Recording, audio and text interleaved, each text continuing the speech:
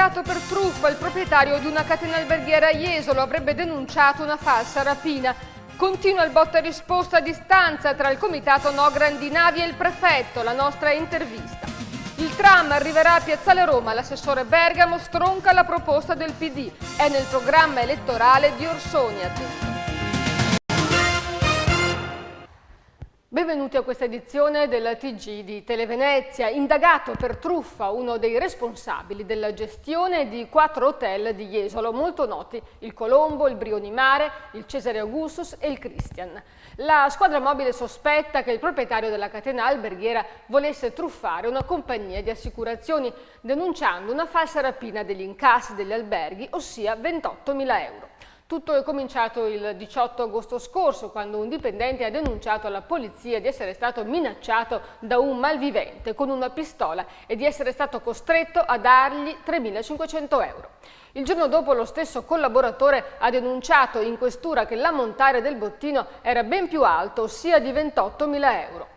Le versioni discordanti non hanno convinto gli agenti della squadra mobile, che sono riusciti a far confessare l'addetto. In realtà le dichiarazioni le erano state imposte, ha confessato, dal titolare. Stamane sono scattate le perquisizioni negli alberghi a cui ha partecipato anche la Guardia di Finanza, che ha ipotizzato pure l'evasione fiscale.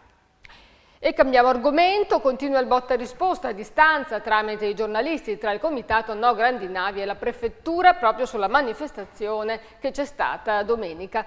Mentre la Digos sta procedendo all'identificazione di decine di manifestanti a cui seguiranno poi le denunce per aver creato situazioni di pericolo, il prefetto Domenico Cuttaia risponde al portavoce Silvio Testa, che ha accusato le forze dell'ordine di essere state le sole ad aver messo a repentaglio la vita delle persone.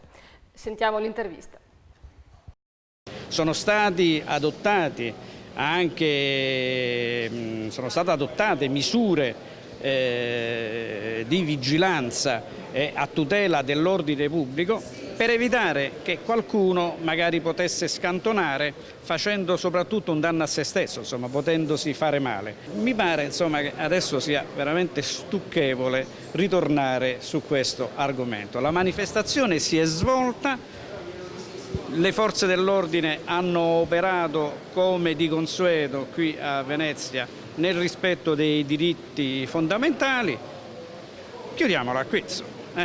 Però, lei ha detto che è stata pacifica, però scatteranno decine di denunce, pare. Beh, guardi, la manifestazione è stata pacifica perché non si sono avuti, diciamo, né scontri né contatti fisici né quant'altro. È chiaro che alcune delle regole che sono fissate da leggi o provvedimenti, nel momento in cui non sono osservate, determinano il dovere di procedere in via giudiziaria nel caso in cui vengano rilevati degli illeciti. Va chiarito che alla manifestazione hanno partecipato militanti di comitati della terraferma contro la TAV, la Romea Commerciale, piuttosto organizzati durante le manifestazioni di protesta, e le forze di polizia contestano loro di aver cercato di forzare il blocco posto a difesa delle navi, e inoltre ci sono stati 4 poliziotti che sono rimasti feriti. E ora cambiamo argomento. Forze dell'ordine, Camera di Commercio e organizzazioni sindacali hanno firmato stamane 2 protocolli in prefettura a Venezia per salvaguardare la sicurezza di automobilisti e lavoratori lungo la Venezia-Trieste A4, dove sono aperti i cantieri per la realizzazione della terza corsia. La società autostradale si è impegnata a garantire degli accessi in caso di incidente per far defluire il traffico, dato che la corsia di emergenza sarà occupata da operatori e macchinari. Le imprese edili, inoltre, assieme ai firmatari dei protocolli, si sono impegnate a potenziare i servizi di controllo e di vigilanza e a formare il personale. E cambiamo argomento ancora, cambio al vertice del comando provinciale dei Carabinieri. Nel servizio vi presentiamo il nuovo comandante provinciale. Si è insediato a San Zaccaria, Venezia, il nuovo comandante provinciale dei Carabinieri Nicola Massimo Masciulli. 48 anni, ha lasciato il posto di capo ufficio legislazione del Comando Centrale. Laureato alla Sapienza di Roma in giurisprudenza, pilota di elicotteri e con svariate esperienze professionali che gli hanno valso, tra gli altri, la medaglia d'oro di lunga navigazione aerea. Ma l'esperienza che intende mettere a frutto maggiormente a Venezia è quella che ha vissuto gestendo l'ordine pubblico durante il Giubileo a Roma. Il primo programma è un programma di continuità. Devo dire che ho avuto il privilegio di prendere il posto di un collega che ha lavorato sicuramente bene nel Comando Provinciale di Venezia e quindi agganciarmi a quello che è stato fatto finora e andare avanti nel tentativo di continuare una buona operazione di rassicurazione del territorio sarà il primo dei miei obiettivi. Ha conseguito i master di secondo livello in studi internazionali strategico-militari presso la LUISS di Roma e in scienze strategiche presso l'Università di Torino. Un bagaglio culturale importante per chi è chiamato a gestire la sicurezza di un territorio complesso come quello veneziano. Ho una fortuna di essere in un posto splendido e ho anche una fortuna che è quella di aver ricoperto un ruolo molto importante intorno al 2000, cioè a cavallo del Giubileo, in una località che non oso dire simile perché ogni posto è diverso dall'altro, ma ho diretto i carabinieri dell'area di San Pietro a Roma proprio durante il Giubileo.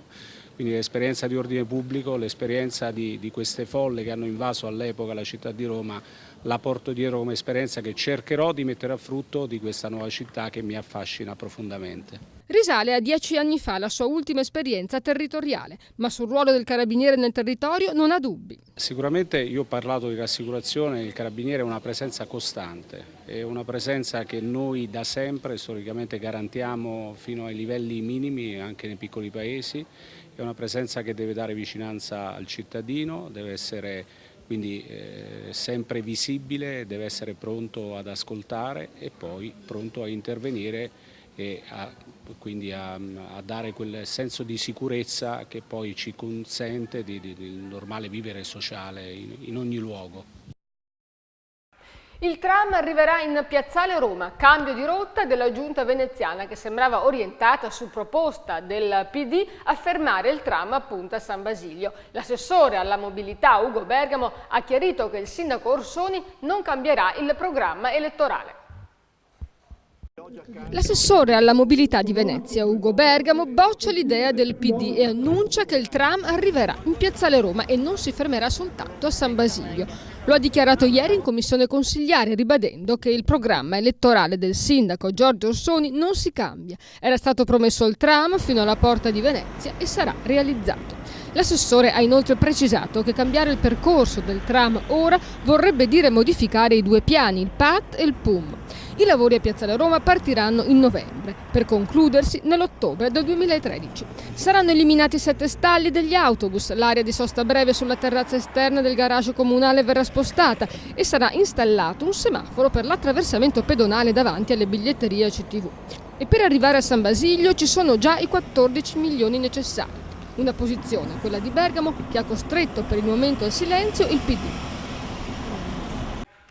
E per rispondere a chi stava sospettando la nascita di una rottura nella coalizione che governa il Comune di Venezia, l'assessore Bergamo e l'assessore Maggioni sono usciti oggi con un comunicato congiunto, affermando che le discussioni sono il sale della democrazia e che trovano comunque sempre una soluzione unitaria in giunta.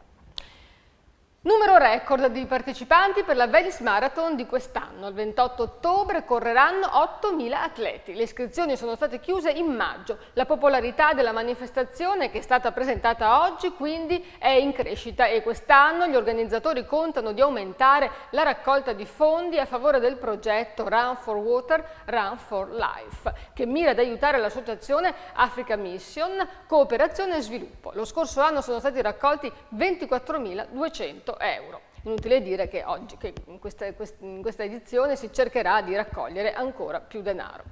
E 70.000 euro invece sono stati stanziati dalla provincia di Venezia per aiutare le famiglie monoreddito ad acquistare gli abbonamenti al trasporto pubblico locale. Le agevolazioni saranno fornite a famiglie residenti nella provincia di Venezia con reddito ISEE di 11.911 euro. E ora diamo uno sguardo all'area metropolitana. Iniziamo dalla provincia di Venezia, dove per certi versi il bilancio della stagione estiva può essere considerato positivo. Sentiamo perché.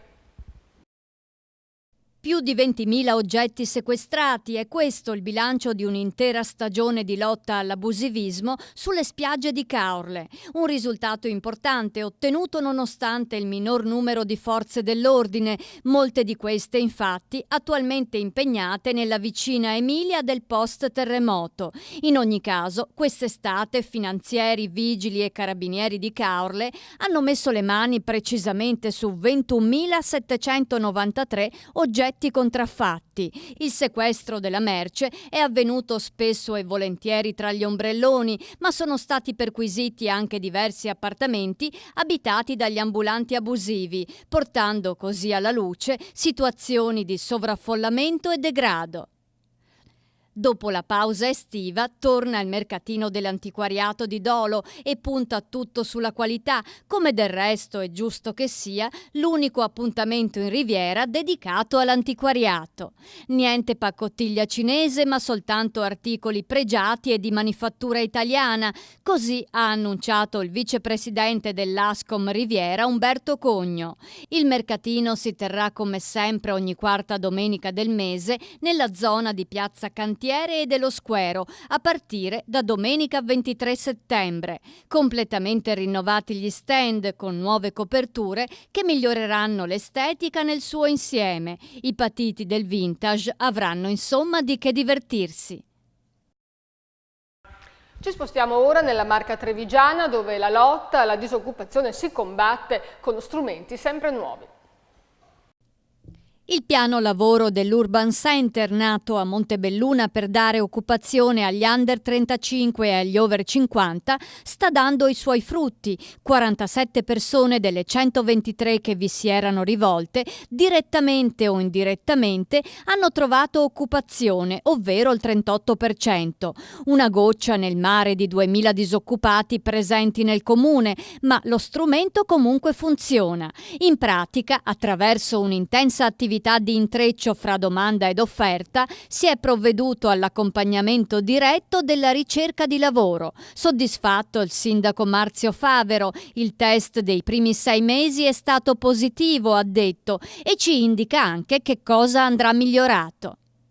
Sarà Mogliano ad ospitare la 10ª conferenza internazionale sui tumori di testa e collo, organizzata dalla SVO, Scuola Triveneta di Discipline Otorino-Laringoiatriche, presieduta dal dottor Roberto Spinato, primario all'ospedale di Mirano.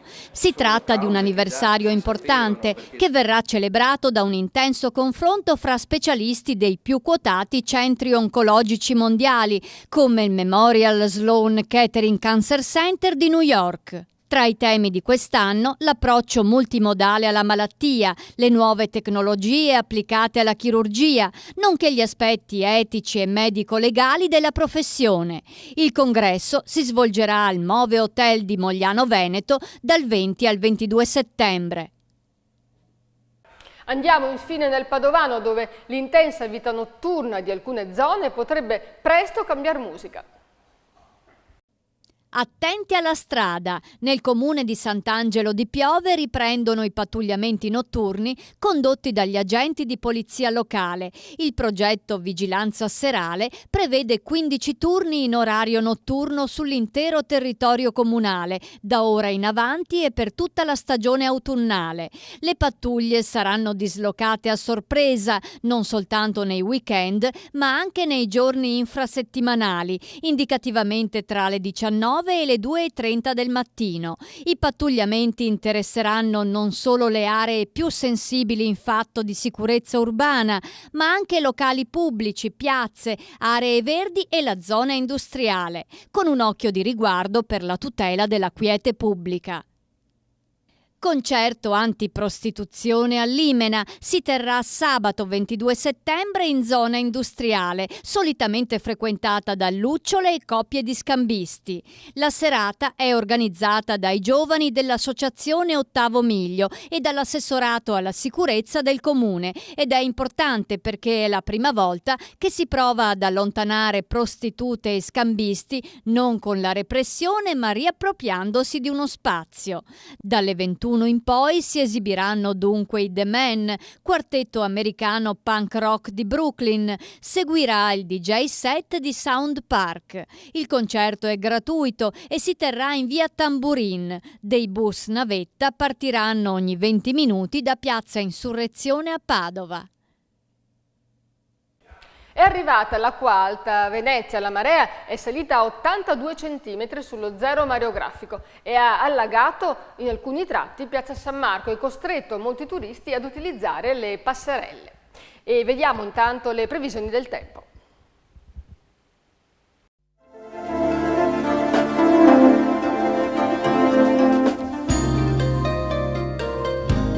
Grazie all'alta pressione il tempo torna stabile e soleggiato ma con clima fresco.